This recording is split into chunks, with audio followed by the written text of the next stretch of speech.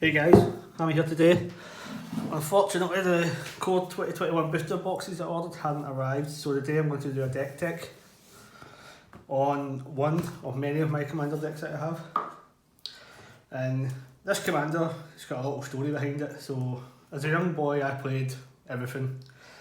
Magic, Pokemon, Star Trek, TCG, CCG, and as I went on I fell away from Magic, but then about 3.5 years ago I got back into it thanks to Castle Comics, my local game store, and the first mythic that I pulled I said I'd make a commander deck out of, and it was this bad boy. Yes, the infamous Locust God. Not the prettiest, quite a high cost of mana, but really good passive ability of creating 1/1s. So today I'm just going to talk through how I built them, why I built them, and win cons if possible. So there he is.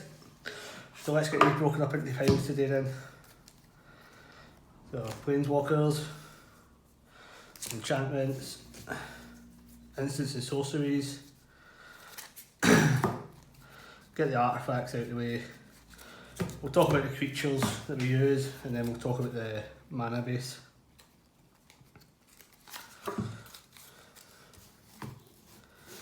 Get these all sorted over here. So first of all, we've got some planeswalkers in. So first one in is Jace, Memory Adept. Basically draw a card or get him away your opponent, but it's trying to get his ultimate up so you can basically draw 20 cards and create 21 Locust to try and help you in the field. Obviously Jace the Mind Sculptor, basically free brainstorm, that's why he's in there. Every time you get to draw 3 cards, basically that's it. And then we've got Reval Zarek. If you're lucky enough, you can do 3 damage, but if you're lucky enough to get him ultimated, it's taking 5 extra turns maybe. Most I've ever done was I got 3 extra turns out of the 5 flips, which isn't that bad, but by then it's over and done with if you've got the right engine set up and your Locust God. Enchantments we've got, so it's just a wee 7/7 land if you need it, still a mountain, so it's a 7/7 elemental creature if you need it. Guild Feud, it's good for if you're struggling with creatures to get some of your creatures out, but also at your opponent's turn, but also trying to basically filter through your library at the same time. Omniscience, who doesn't want to play Magic cards for free? 10 mana cost is quite high, but in Commander it's really nothing. You can get there by turn 6, turn 7, and playing cards for free just really annoys all your opponents. And Storm the Volts, basically it's got some artifacts in it, you get to transform them, and you basically get mana for each artifact you control. 3 mana if possible.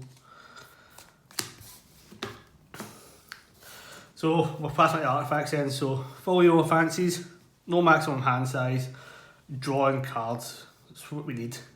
Locust God, you want to draw those cards, you want to create those 1/1 insect Locust tokens, and then you just want to swing everybody in the air and they can't do nothing about it. Fellwar Stone, just a little bit of mana.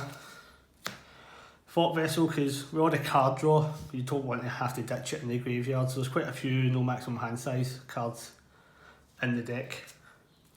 Is it Signet for mana fixing? Sensei's Divine on top. 3 looking at your card and then getting a free draw out it if you need it for 1. Good value engine. Alhamit's Archive. You're not worried about the life gain, you're more wanting the, if you would draw a card except the first one you draw in each of your draw steps, draw 2 instead. Sol Ring, everybody has a Sol Ring in their deck. Fran Dynamo, just extra mana. Isochron Scepter, so this is in here along with an instant card. Basically, Dramatic Reversal, you get to untap all non-land permanents you control, especially when you've got artifacts that are tapping to do stuff. Your Sol Rings, your Fran Dynamo and that, that's all you want it in there for. Midnight Clock, good if you get it out turn 3, 4-player commander, by the time you get to turn 6, everybody's ditching their hands and you're drawing 7 cards. By then you should have your Locust God commander out. Gilded Lotus, just extra mana. Coat of Arms, any tribal deck in a deck that runs more, like say 10 or 15 creatures of the same type should have it in. And especially if you're running token generations.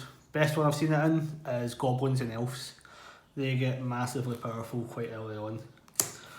3 champion settlement in there, basically protect your Locust god, get hexproof. Commander Sphere, so extra mana, or if you're really wanting it, just sacrifice it to draw a card. Right, one instance of sorceries in. Like I said, with Isocron Scepter, that's your dramatic reversal, get you untap your stuff for free. We've got Brainstorm in there, nice one, just draw 3 cards. Pull from tomorrow, draw as many cards as you want and then discard a card. Brilliant. Polymorphous Jest, just if your opponent's boards are getting out of control, just make them 1/1 blue frogs and then your Locust will take care of them. Days Undoing, basically getting your graveyard library back in together and then pulling another 7 cards. Only downside is you end your turn if it's your turn, which it will be because it's a sorcery unless you're playing Valdalcan already and you can flash it in at any point. But yeah, Enter Infinite, really good card. Draw your whole library and put a card back. Best I ever did with this was 80 cards drawn, and he cheated it out for free. And we'll talk about that with some of the creatures later on, how you can play an instant sorcery for free quite early on. Talent of the Telepath, if you're playing those mill decks or you're playing some Medin decks, things where like put stuff into graveyards or instants and sorceries, why not just try and use them to your advantage? Open it to Wonder, just make your creatures unblockable, so when they deal damage you get to draw cards. Like I said, it's a Locust god, it's all about drawing cards and creating those insects. Collective Defiance, basically only ever use it for discard all cards in his hand and draw that many cards. It's a read option, get a free instant or sorcery from your opponent you control, unless it's a land. Right, onto the creatures then. Quite creature heavy, as you can see here. There are quite a few different creature types in it, but they've all got abilities that help us with the Locust god. Laboratory Maniac needs no introduction. If you're going to draw your library, i.e. Enter Infinite, draw your whole library, put a card back. You're lucky enough you keep 1 mana open and you brainstorm and you win the game by default. Chasm Skulker, you draw cards, put +1s on them. When he dies you get X/1/1 squid with Island Walk. Nice. JC's Archivist, basically discard your hand, draw a many cards. Consecrated Sphinx, really good card. Whenever your opponent draws a card, you draw 2 cards, so even better. More fuel, more tokens, more sifting through the deck if you need to sift through it.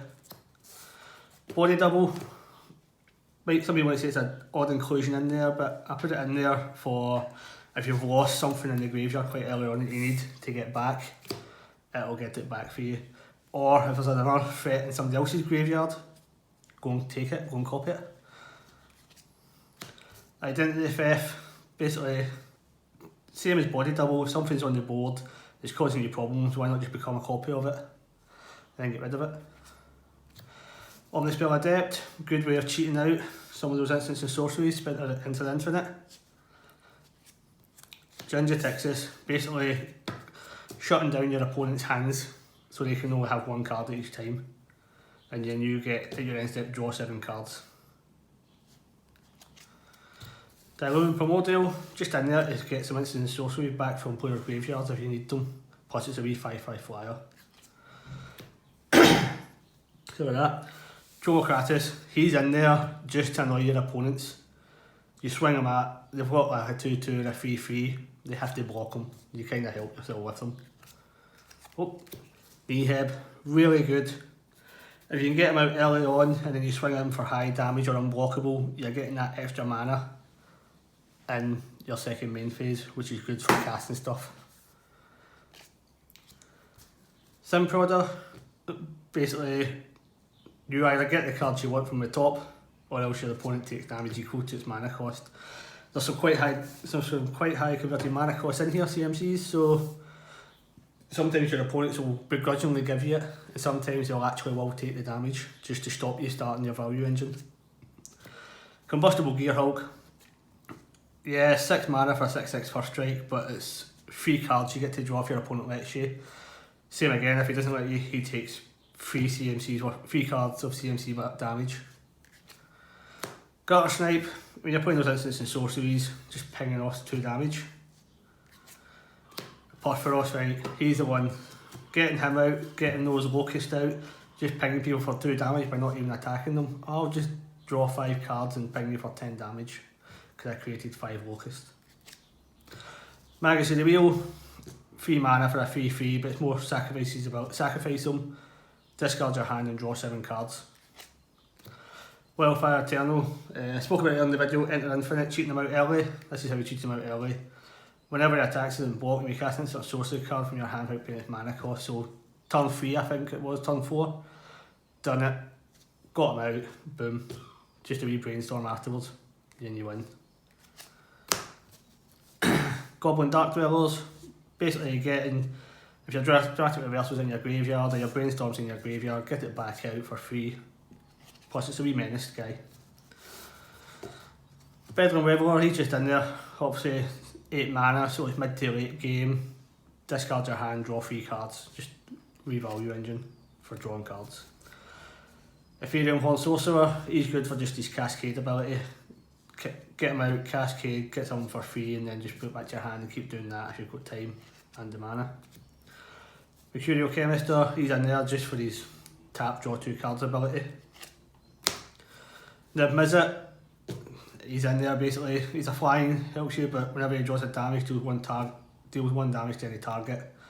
Hopefully with the Locust squad you're drawing loads of cards anyway, so you're dealing loads more damage. When the player casts a sword spell, draw a card.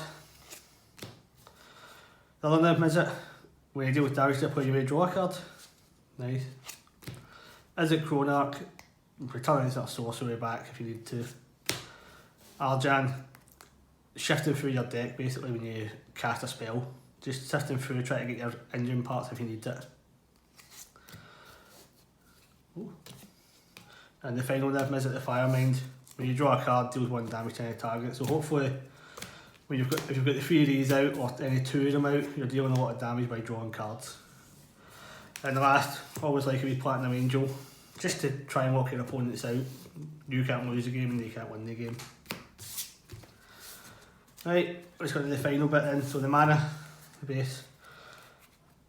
Basically these are my basics, 12 of each, and then I run the rest here. So I think there is 38 in this, I think. 2, 4. No, 40 lands there is. And it's just the just the Izzet dual tap lands that we've got in it. Nothing special.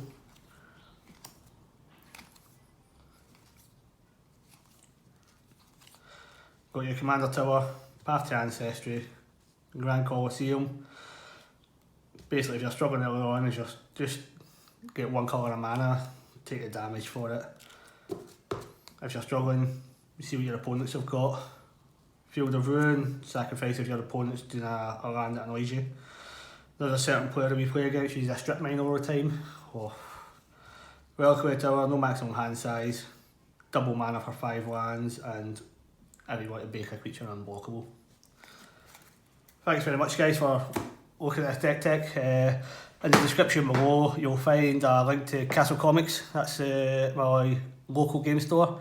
They're up and running back again after the coronavirus, so they've got some good deals on, especially on Core 2021 at the moment.